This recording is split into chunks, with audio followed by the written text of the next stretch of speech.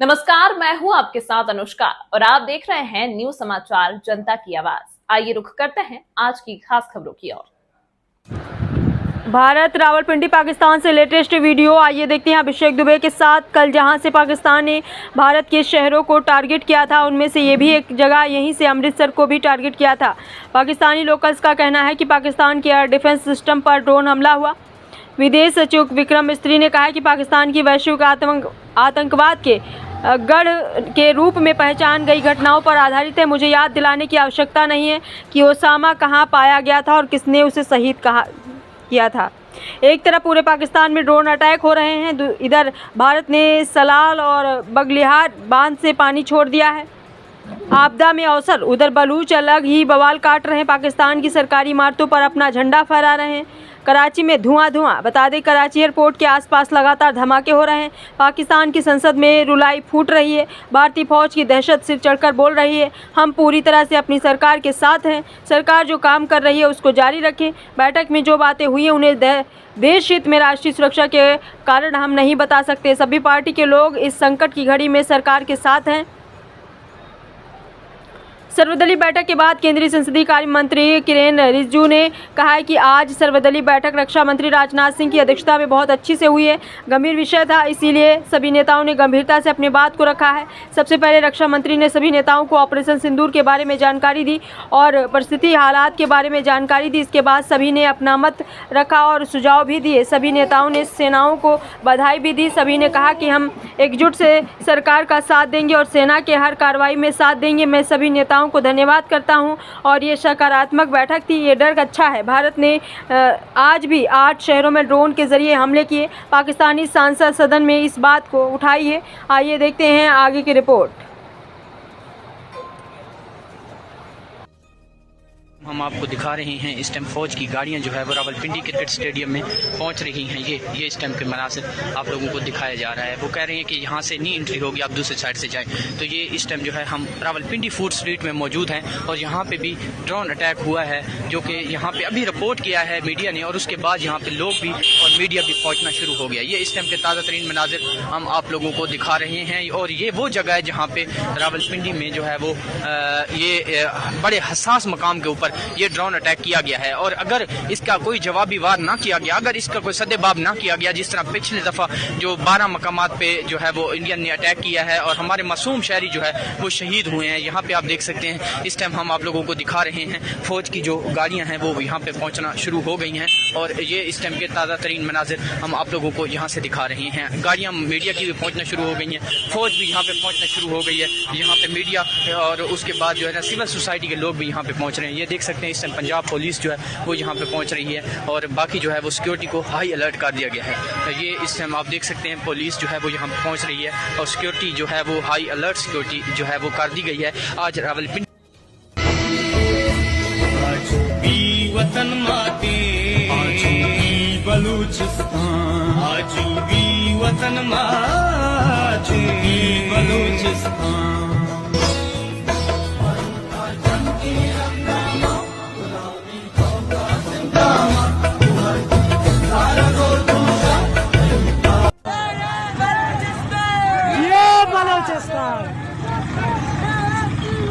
दहशतगर्द, दहशतगर्द, दहशतगर्द, दहशतगर्द, दहशतगर्द।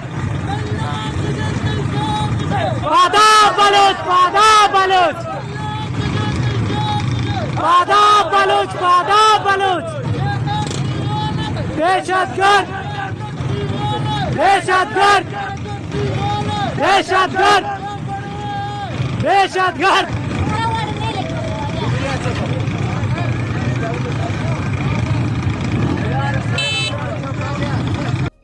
रावलपिंडी के अंदर जो है आज जो है एक ड्रोन अटैक जो है वो हो चुका है और ये इस टाइम के ताज़ा तरीन मनाजिर रावलपिंडी की फूड स्ट्रीट के बाहर हम मौजूद हैं। और मैंने जैसे पहले कहा है कि एक बड़ा ही हसास दिन भी हसास है क्योंकि यहाँ पे आज मैच होना है कराची का और पेशावर का। यहाँ पे आज एक बड़ा इवेंट है हमारा PSL, उसको सबोताज करने के लिए ये वाली हरकत जो है वो मोदी की फाशिस्ट गवर्नमेंट की तरफ से की गई है।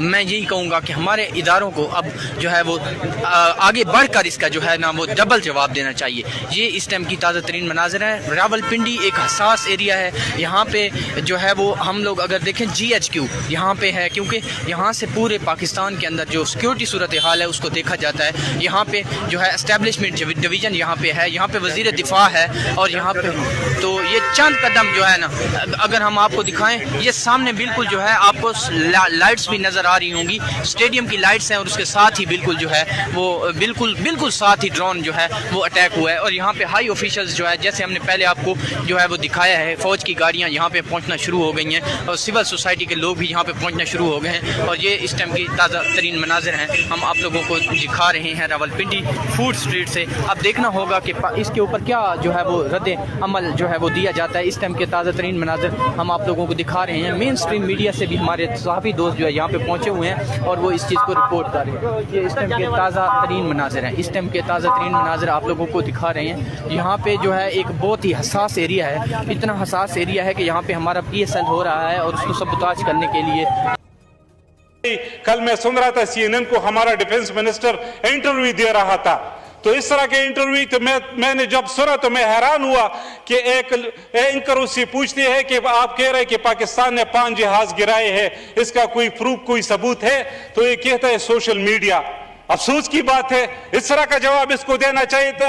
इस वक्त जो मौजूदा आज की पोजीशन है, मैं उस पर ज़रूर बात करूंगी कि आज इस वक्त 8 शहरों में उन्होंने अपने ड्रोन जो है उनको भेजा है, और हमारे जो है उसमें कुछ मिसाइल भी हैं लाहौर में बरकी रोड पे, और ये है कि जहाँ पे हमारी कुछ ऐसी तनसीबात हैं जहाँ पे है उन्होंने उसको निशाना किया, और ये टारगेट करके उन्होंने 2 दिन पहले मस्जिदों में भी किया, और हमारे मासूम शहरियों को जो शहादत मिली है। लेकिन हिंदुस्तान एक प्लान के साथ कर रहा है। मैं समझती हूँ कि हमें भी अपने लोगों को वो जो पैनिक इतना कर रहे हैं उसके लिए हमें कोई ऐसा डिसीजन लेना चाहिए कि हमारे लोग, क्योंकि एक मैसेज होता है कि लाहौर में जैसे बरकी में 2 गिरे हैं, इसी तरह कराची में मलीर एरिया है, डिफरेंट जो जगहों पे सरगोदा है, सियालकोट है, बहुत सारी जगहों को उन्होंने टारगेट किया है।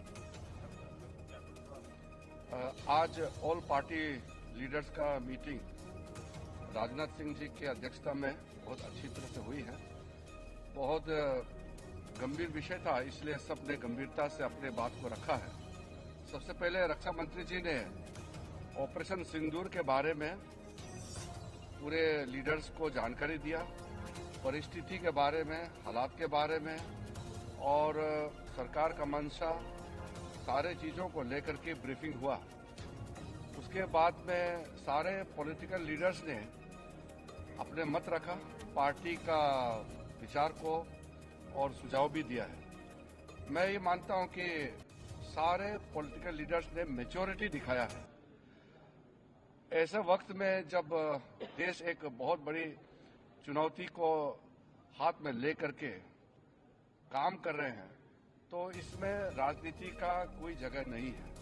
ये हमारे पूरे पॉलिटिकल पार्टीज ने दर्शाया है, और सब लीडर्स ने एक मत से हमारे सेनाओं ने जो कार्रवाई की है ऑपरेशन सिंदूर को लेकर के, पूरे बधाई भी दिया, और गौरव का एहसास सबको हुआ है, और सबने एक जुट में कहा है कि सरकार का हर निर्णय को साथ देंगे, सेना के हर कार्रवाई को साथ देंगे, और कोई इसमें विरोधाभास नहीं है। 1-2 मुद्दे सुझाव भी आए हैं। एमपीज ने अपने अपने जो कंसर्न्स को भी बताया कि लड़ाई का हालात में और इस तरह का जो कोई बड़ी घटना होती है तो हमको सतर्क रहना चाहिए। तो ये सब सुझाव भी लिया है, और सब पॉलिटिकल पार्टीज ने ये चीज़ भी बताया कि पूरा देश, सिर्फ पॉलिटिकल पार्टीज ही नहीं, पूरा देश एक साथ है, ये भी सबने बताया। एक बहुत महत्वपूर्ण बात यह है, रक्षा मंत्री जी ने अपने रिमार्क्स में कहा है कि आज के मीटिंग में ये दर्शाता है कि हम सिर्फ सरकार बनाने के लिए राजनीति नहीं करते हैं, बल्कि देश बनाने के लिए राजनीति करता है। ये मैच्योर डेमोक्रेसी, भारत एक मैच्योर डेमोक्रेसी है, ये चीज़ झलकता है कि कोई तू मैं नहीं हुआ, कोई छोटे छोटे बातों को लेकर के बयानबाजी नहीं हुआ, और बाहर भी देश भर में पॉलिटिकल पार्टीज का स्टेटमेंट भी बहुत ही एक लाइन में आ रहे हैं। ये भी अच्छा चीज है जो हमको देखने को मिला है।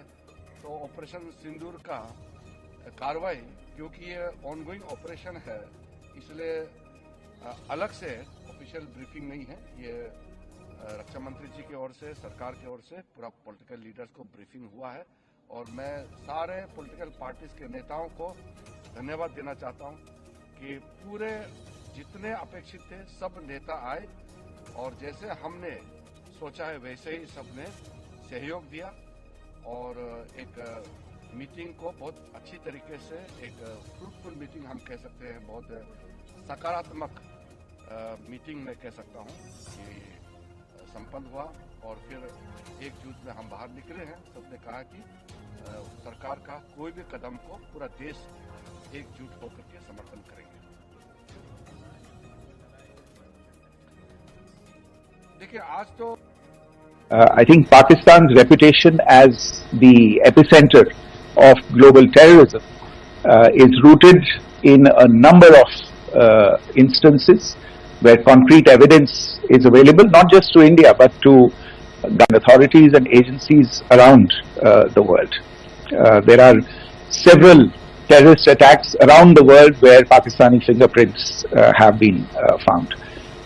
I don't need to belabor the point with regard to this audience about where Osama bin Laden was found and who called him a martyr.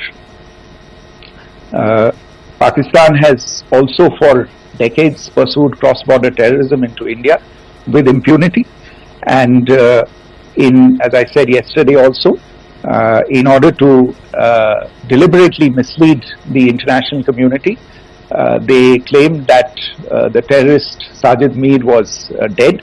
They came under pressure and Sajid Mir was then brought back to life, arrested, and is now apparently in Pakistani custody. Pakistan is also home to a very large number of UN proscribed as well as UN proscribed terrorists, as well as terrorists proscribed by a number of other governments in the world, including, of course, the Lashkar-e-Taiba and the Jaish-e-Mohammed, as well as their leaders, Masood Azhar and Hafiz Mohammed Saeed. आपने देखा होगा हाल ही में पिछले कुछ दिनों में पाकिस्तान के रक्षा मंत्री और उनके पूर्व विदेश मंत्री दोनों ने इस बात को माना है कि पाकिस्तान का ऐसे ग्रुप्स के साथ जो रिश्ता है वो क्या रहा है. Both the defense minister and the former foreign minister of Pakistan, I think they've done a more eloquent job of this than I could ever do in terms of describing their country's implication in international terrorism and their involvement in housing these kinds of groups. जब भी गई है तो gold medal लेके आई है exercise में कर, तो इसलिए जनाब स्पीकर ये बात वाजा कर देनी चाहिए, हमारी कौम यकजा है. मैं इन सब से कहूंगा कि मिल के चलो और अपने रब से रुजू करो. रब काबा, हम तेरे आगे दरख्वास्त करते हैं, इस मुल्क की हिफाजत फरमाना जो तूने हमें अता किया है, और ये नबी सल्लल्लाहु अलैहि वसल्लम की दुआओं का है. आपने कायदे आजम को इंग्लैंड में मुलाकात की, ख्वाब में आए और उनको कहा कि जाओ वापस और जाके पाकिस्तान का मामला हल करो. आप खान कनात को ख्वाब में आके ये हुक्म दिया कि तुमने पाकिस्तान की सेना है, ये मुल्क बन के रहेगा और तुमने तो ये ऐसा बड़ा मोइजा है कि अल्लाह पाक ने ये हमें अता किया है और अल्लाह पाक इस मुल्क की हिफाजत फरमाएंगे. दुनिया में जहां भी देखें शायद हमारी कमी है, हम मजबूर हैं, हम गुनाहगार हैं, लेकिन रब काबा हम तेरे हबीब के उम्मती हैं. खुदा का वास्ता हमसे रहम का भला. आप चले जाएं उधर फिलिस्तीन भी चले जाएं, कश्मीर भी चले जाएं, जहां भी जाएंगे मुसलमानों के साथ वो ऐसे रो रहा है जो हम सोच भी नहीं सकते हैं. तो तू हमें माफ कर दे, हम तेरे आगे सर झुकाते हैं, माफी मांगते हैं. नहीं, इसमें दो राय नहीं है मौला कि हम बड़े गुनाहगार हैं, लेकिन तेरी रहमत बहुत वसी है. तू रहमत का एक जर्रा भी भेजेगा हमारी तरफ तो इंशाल्लाह हमारी कामयाबी होगी। और दुआ करते हैं रब काबा कि इस मुल्क की हिफाजत फरा और हमें दुश्मनों पर जो है वो फकीरत अता फरमा और हमें उनको सरनगू करने की ताकत अता फरमा। मैं दुआ गो हूँ आर्म फोर्सेस के लिए, पाकिस्तानियों के लिए कि अल्लाह पाक हम सब की हिफाजत फरमाए और हमें आपस में सपोर्ट दिया हमने।